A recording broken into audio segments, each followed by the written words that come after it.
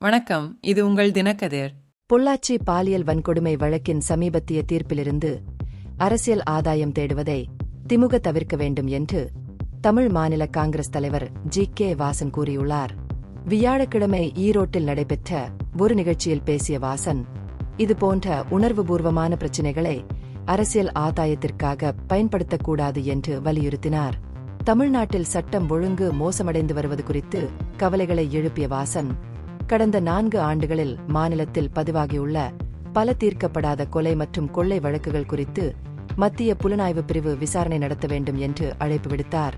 குறிப்பாக தனிமைப்படுத்தப்பட்ட பண்ணை வீடுகளை குறிவைத்து நடத்தப்பட்ட கொலைகள் மேற்கு மாவட்டங்களில் வசிப்பவர்களிடையே அச்சத்தை ஏற்படுத்தியுள்ளதாக அவர் சுட்டிக்காட்டினார்.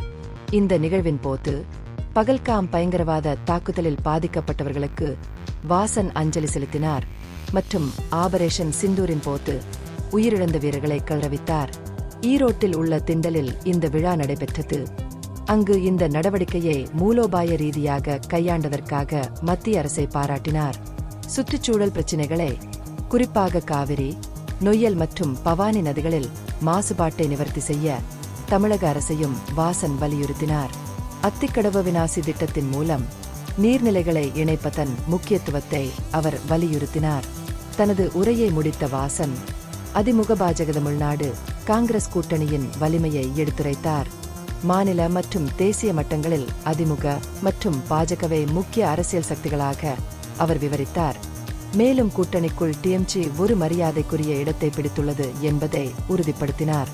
2026 தமிழ்நாடு சட்டமன்ற தேர்தலில் வெற்றியை பெறுவதை நோக்கமாக கொண்டு கூட்டணியின் முயற்சிகள் மேற்கொள்ளப்படுவதாக அவர் கூறினார்.